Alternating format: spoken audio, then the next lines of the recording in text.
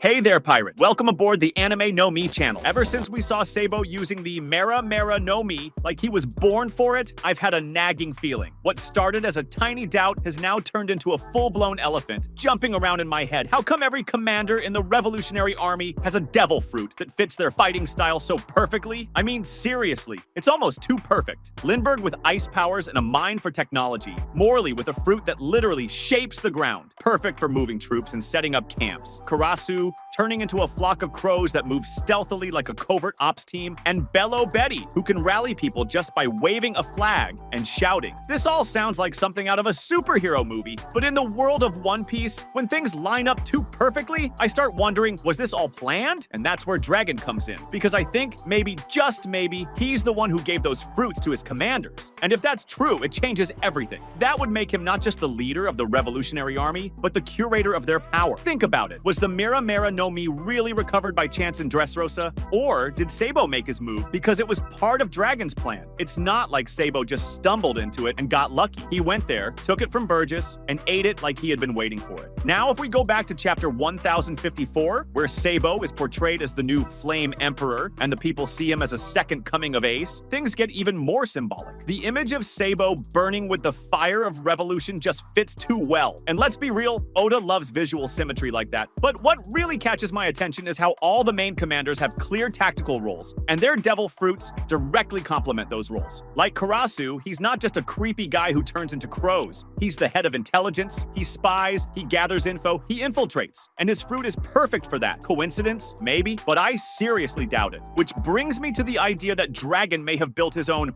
revolutionary devil fruit arsenal. Since he's fighting the world government, it's possible he found ways to gather rare fruits or developed systems to track down specific fruits that would be useful for his army. That would even fit with the theory that Vegapunk once worked with him, or at least that Dragon had access to some advanced devil fruit research. We know Dragon was in Ohara, chapter 1066, and that he's not just a rebel leader, but someone who knows the real history of the world. So it's not a stretch to think he could identify fruit patterns or even have a secret network that hunts them down before the government can. Now let's talk about Dragon himself. The man is a walking mystery, but if everyone around him has top-tier fruits and he's their leader, it's hard to imagine he doesn't have one too, especially with what we've seen in chapters 1008 and 1095, storms, thunder, and strange winds showing up wherever he goes. Like in Logtown, chapter 100, where a storm suddenly appears and stops Smoker from capturing Luffy. No one's explained that to this day. It's almost like nature itself was protecting Luffy, or maybe Dragon was behind it. What if his fruit is weather-based, like a wind Logia, or a Paramecia that controls the sky? Maybe Dragon's power goes beyond just flying or summoning storms. Maybe he can alter atmospheric pressure, trigger lightning, cut off enemy communications,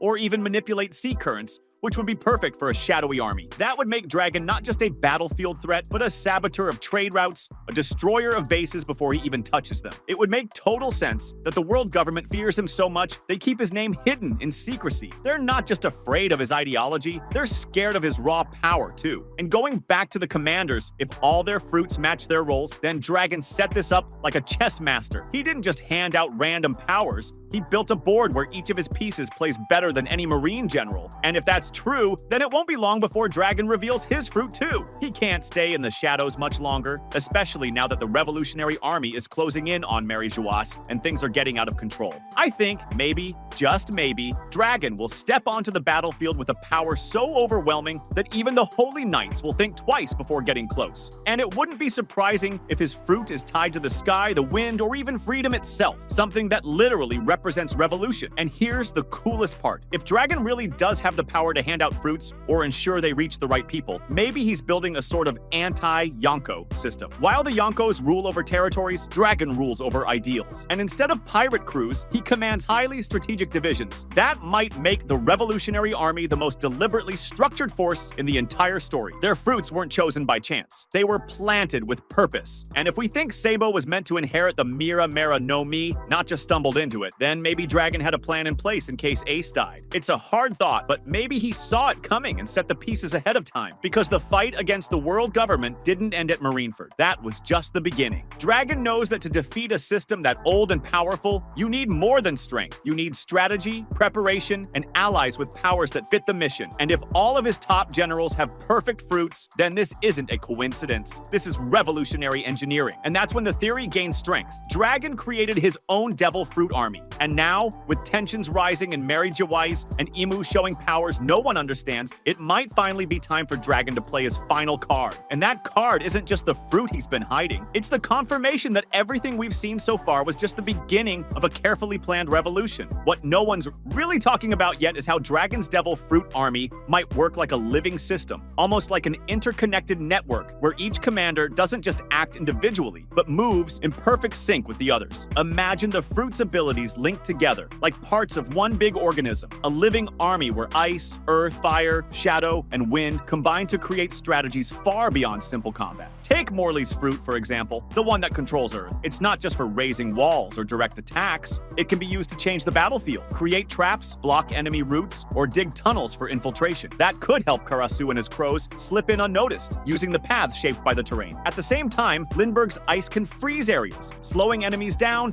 and protecting allies. So the army doesn't just rely on each fruit's individual power. They use them together like a tactical symphony. Another interesting point is the psychological effect this kind of power has on enemies. It's not just about raw strength, it's about fear of the unknown. If enemies see fire falling from the sky, crows appearing out of nowhere, ground shifting on its own, and storms that seem to be controlled by one man, it creates the feeling that they're facing something supernatural, maybe even unbeatable. That's the power of Dragon's army, using the fruits not only to cause damage, but to create confusion and panic. Also, the group's endurance and recovery can't be overlooked. It's very possible Dragon thought ahead and chose fruits that don't just offer offensive power, but also boost defense and healing. Maybe some of his commanders have fruits that heal wounds, increase physical stamina, or improve speed to dodge attacks. That would make the team even more complete, ready for any situation. One thing most people don't consider is that Dragon, as a leader, probably understands not just the potential of each fruit, but also their weaknesses. That's why he might have developed techniques or gear to help his commanders better control their powers and prevent burnout. Imagine devices that store fruit energy or allied scientists enhancing fruit effects. That kind of support could be what makes the Revolutionary Army so dangerous. And we can't forget the element of surprise. With so many different types of fruits, Dragon can unleash combined attacks the world has never seen.